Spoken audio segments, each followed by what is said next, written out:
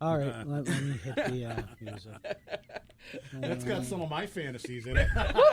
Oh, so we're talking about that kind of fantasy. Okay. All right. We ready? Sure, let's rumble.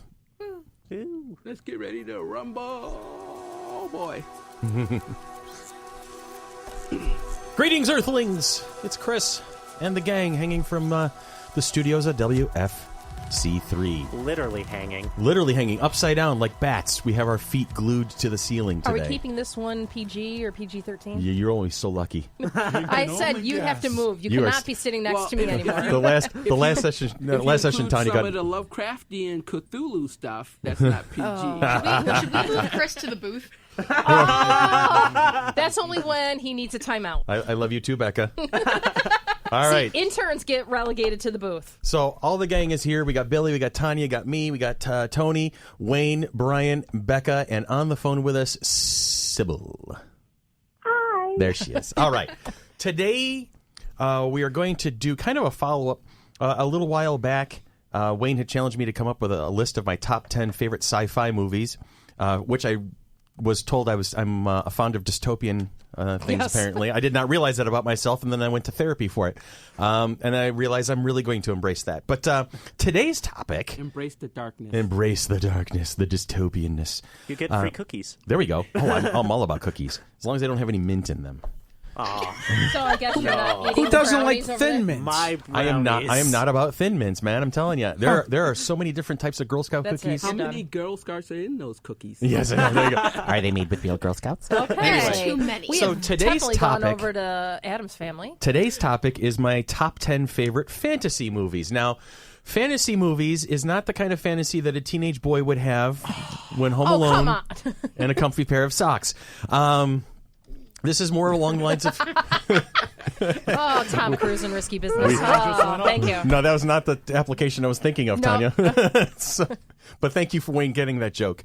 All right, I'm talking swords and sorcery. I'm talking about fantastical mythology, creatures, things like that, magic, and all sorts of good stuff. And again, as always, this was a really hard list to put together. And so these are the top 10 that I've chosen, and I have some honorable mentions, and I know everybody's kind of like chomping at the bit to start adding their 2 + 2 cents in there, and that we've got some other observations along the way. So let's have some fun this afternoon. And we're going to start right off the bat with number 10 at the bottom of the list from 1981, Clash of the Titans. Trash of the Titans. Trash of the Titans. See, Wayne the reason I love Wayne, and I'm going to tell you because he's an encyclopedia of knowledge, but also he is completely unhesitant about his opinion. He will drop that bomb on you, and he means no disrespect. He just going to land it. I like that one way better than the 2 new ones that came out. Yeah, those were weird. Okay, it was basically the say I CGI haven't seen this festival. one. They were CGI festivals. But anyway, Clash of the Titans, 1981. For me, You had Mick Lawrence Release the Olivier. Kraken. yeah. before he became Rocky's coach. Oh, well, yeah. You had Burgess Meredith. You had Harry Hamlin. You had Laurence Olivier, for God's sake, in that one. Ursula Undress. I like how you pronounced her last name. She actually kept her clothes on in this one, though. But for me, I was 10, 11 years old when it came out. And much Maggie like, Smith? Yes. Yeah, Maggie Smith was in it. Sorry, I got She was distracted. Hera, if I remember right. No, Hera was Claire Bloom. Right. Maggie Smith played Thetis. Thetis. And, it was one of those eye-opening things. You're introduced to Harryhausen before you really see a lot of Harryhausen for a young kid. I mean, people. I saw Jason and the Argonaut, but I'm older. Yeah, you're older than I am, and he's in the honorable mention list, by the way. And I saw all the, Sinbad movies. Yeah, but I hadn't at that point. So this really kind of got my attention, and it was cool. I It was was cool 9 to see. when this came out, so I didn't see it. And oh, by the way, my parents took me to see it. My mom was sitting right next to me, and there was boobies. And Oh, yeah. for a 10-year-old kid, Just come like on, what's that in- was Quick, that shield your was eyes. awesome. I thought No, we were it was- talking about not that kind of fantasy. Hey, I can hint. Oh, I can hint. my. I can hint. Anyway, so Clash of the Titans is number 10. Moving on up to number 9. And like with the sci-fi one movie will indicate a bit more of a franchise, and in this case, more of a collection, because I know it's not part of a sequence. But Brave from 2012, Disney Pixar's thing. Now, I loved Brave because of the mysticism behind it, because of the story, and it was very typical of a lot of Disney movies. But the Disney Pixar movies themselves, on the whole, have this great way of kind of bringing in these fantastical characters. Now, a few of them are bordering on sci-fi. You got Wall-E and stuff like that. But I really got a kick out of it. Science fiction. Yeah, and but then also Disney on the whole. You reach back and you've got all of the classics: Snow White, Cinderella. They're all on Rotten Sleeping Tomatoes. Beauty, Fantasia. Fantasia is just one of those signature kind of things that brings fantasy to life. So that's why Brave is the one that I've chose to kind of be the front piece for this whole cluster from that particular house. And Well, frankly, Brian- who doesn't like a Scottish accent? Yeah, There you go. and Well, at you least were- you're admitting that it's Scotland. You were wrong I about was 2 wrong. hours ago. I was wrong about 2 hours ago. I thought it was in Ireland. Yeah. I was wrong. She's She doesn't roll her R's, which is an Irish trait, There it And- is. and- Scottish trait. And that one ranks up as number 48 on the Rotten Tomatoes list of best fantasy films of all time. Where was that again? That's number 48. Number 48. They do their top 50. Yeah, for That's- Pixar, I probably would have gone with How to Train Your Dragon over. That's Brave. I think That's a great one, that too. might be on there too. Hold on. And it's I think How to Drain Your Dragon. Drain Your Wow. Wow! I just did that before we started recording. Freudian slip. Hey, look, we keep going into the wrong fantasy movies. Come on. All right, How to Train Your Freudian Dragon. When it first started, That's I thought it was number going to be 6 on their Yeah. list. And Train Your Dragon was a great one because I thought when it starts, it's going to be this silly kind of kids movie, but then they start really bringing in the complexities and the relationships and this character who you think it's going to be laughable, but then he really becomes this serious, the serious hero and the way think I he have to go evolves. I watch thought it that then. was a fantastic, great the movie. animated great job. series is Don't touch it. it make them It's a 10 foot. crazy. It's yeah. a 10-foot pole. Yeah. It's a 10-foot pole. Don't touch it. It's a When they do 10-foot the pole, animated, don't touch it's it. always meant for kids anyway, Yeah. so it True. takes away from the original. True. Because the movie, they had to get the adult. The kids are gonna go, but they got to get something for the You adults got to to keep do. the adults interested. Well, and that's what Pixar's been brilliant at over the years is making these quote unquote kids movies with stuff just laced throughout that the adults know that they're being thought of. I love the Toy Stories franchise. Oh yeah, absolutely. Toy, That's T-O-Y, like toy. like all the animated cartoons in the 40s and 50s. Mm-hmm. There's stuff in there that kids don't understand, but the adults did. Oh yeah, and that's what There's a made ton them of great. stuff in the Disney movies. And that it allowed them to age with it because as a kid you remember these things and you're laughing your little butt off then because you of all the watch it when good, you're an all adult, the you're like, obvious stuff. But I then didn't as you, realize that. yeah, exactly, you're able to look back at it and go, oh my god, that's amazing. So it well, kind of it's like helps. like the Tom and Jerry, like the mouse. Mm-hmm. The mouse steals the cheese. The mouse runs into the hole. Oh, Whatever. yeah. Cat chases mouth. Mouth. Yeah. Cat Yeah, I'm chases not the mouth. only one that's guilty apparently. I recently And At rewatched. least Cat he only says uses bad motions and words. doesn't say it. I recently rewatched Aladdin, and I was like flabbergasted by all of the different references. I was like, "Holy shoot, this is hilarious!" Oh no, No, you can swear. Go for it. Go for the gold. Nah, I'm good. If Say you it. look I at- don't swear. If you look at heavy metal, Well, I sometimes heavy swear. metal was That's a definitely bunch not of a kid's Disney movie. animators that got a chance to do An adult. Have some animation. fun. animated movie. Yeah. All right, so number 10, Clash of the Titans. Number 9, Brave, and all the Disney Pixar goodness that comes along with it. Number 8, Runaway, Monty Python's Holy Grail. Oh, it has to be on the list. It has to be. I got to see what else you got above it before I make. It's. I don't know. This was a They tough have call. it as 7. And there So- was much rejoicing. Yay, The holy hand grenade of Antioch. Antioch. 2, Ah! 5. Three, sir. Boom. Behind the rabbit it is the rabbit. Look at the bones. I mean, it's one of the most. pointy teeth. It's one of the most quotable weird ass movies And it's ever. not a gaming session unless you quote one of the lines from the Absolutely, movie. seriously, at our get gaming better. table. Yeah, exactly. Your kneecaps. And listen to us. I mean, Is we it one have, you've we don't seen, even. Billy? No, I've seen it many times. We I have haven't it on even talked DVD. about the Holy movie. We're Grail? just quoting it. Yeah. I have all Monty Python on DVD, but I haven't watched this in a long time. And now Well, I your want. homework is He doesn't mind that. I go got home it. and watch it in the next couple weeks.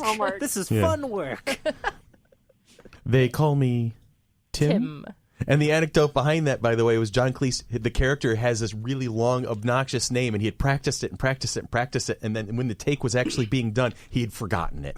He tripped, and he just said, "They call me Tim," and they ran with it from there on in. Because why don't you? And so they have that, and seriously. pros to anyone who can improv and keep that improv in a movie. It's that's what fantastic. made Monty Python brilliant. I mean, I remember the episode of Saturday Night Live where Monty Python came to town, and so it was Python and the not for ready for primetime players together, and Python was just an order of magnitude beyond them. I must have missed that. I was watching Doctor Who that night. Yeah, it was probably it. Yeah.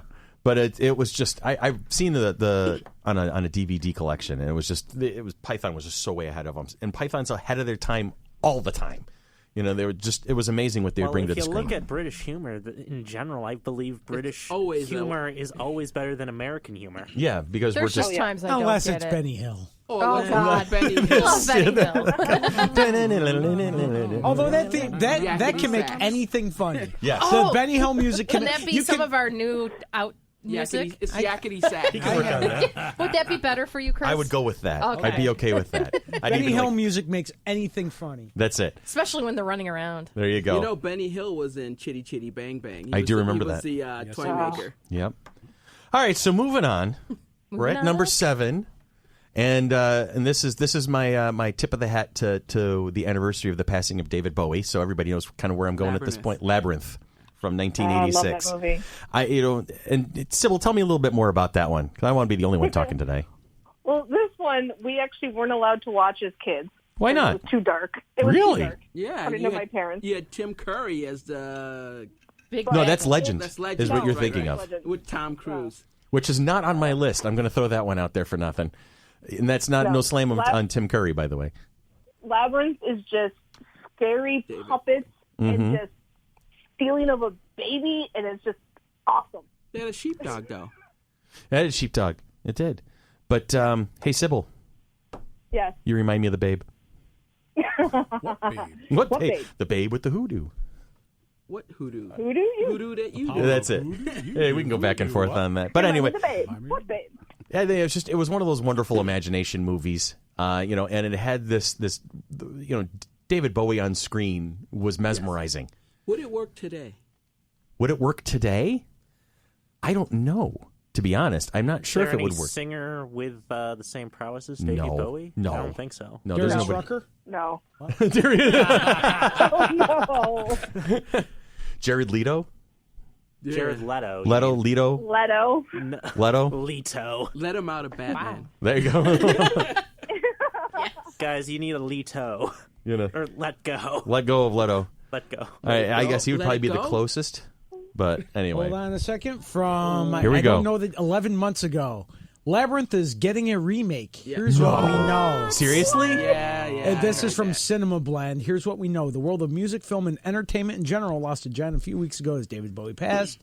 But now it looks like as one of his most memorable characters is coming back to the big screen as there's a Labyrinth remake in the works. David Bowie stars it. I'm trying to see what they actually know or if they're just saying this.